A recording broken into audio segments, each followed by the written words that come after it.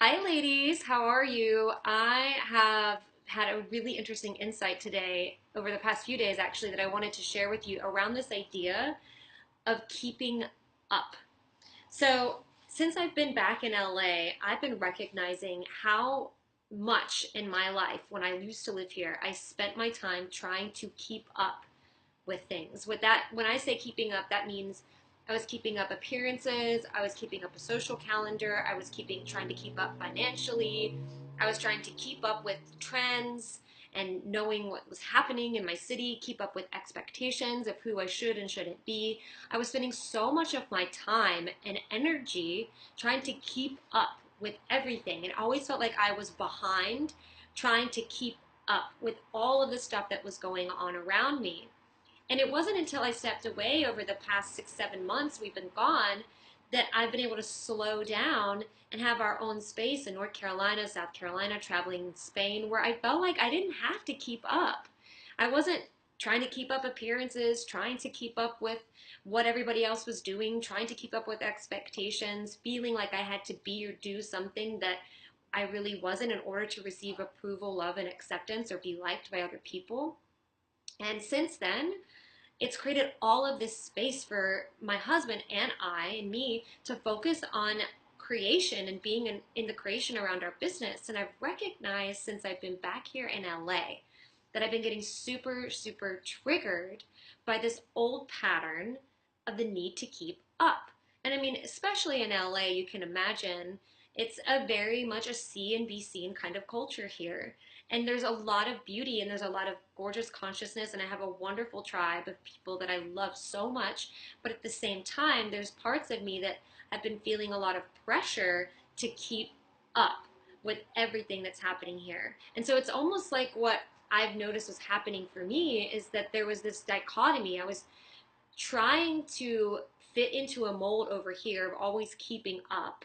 And then over here, I would try to switch into the building of my business. But these two worlds were collapsing on each other. So because I was faking it out here, I couldn't be real about what I wanted and what I was capable of over here.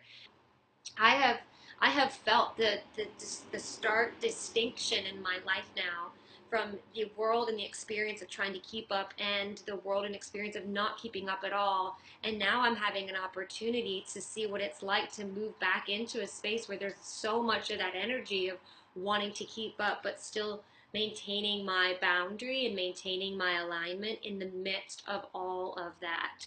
And now I'm coming back to that center and releasing that desire to keep up and just allowing myself to breathe.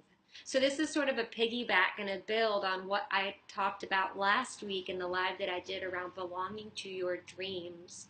If you're spending a lot of your time right now trying to keep up appearances, wearing a mask, faking it, then you are not in the belonging of your reality and your dreams. You're in the belonging to something else, somebody else's reality, somebody else's dreams. Coming back to that state of alignment of keeping up with you, keeping up with your desires, keeping up with your needs, keeping up with your wants, keeping up with your vision, keeping up with your truth. When you can keep up with you instead of keeping up with everyone else, then everything starts to flow. So, this is my invitation to you today, and my reflection based on my own journey over the past week is like, how can you be in the keeping up with you? If you cared as much to keep up with you and keep up with the desires that you have as you do to keep up with the expectations, the shoulds that you have of everyone else, what would your life be like if you were in that place? Because that would mean that you're living in alignment. That would mean that you're not attempting to fake who you are. And that would mean that you are actually creating from a space that is pure and honest and connected, which means that you can be in creation with so much more ease and flow. So, what's it going to take? I want to hear from you right now. As always, comment below on this video. Tell me honestly, like, let's get real here. Like, what are you trying to keep up with, and in what ways are you faking it in your life right now? Are you faking it around money? Are you faking it around how successful you're being? Are you faking it around what you know and what you don't know? And what can you release? And instead, what can you keep up with in yourself? What can you connect with in yourself that makes you feel more aligned, more whole, and more complete. So, as always, sister, thank you so much for watching. I'm so happy to be here with you.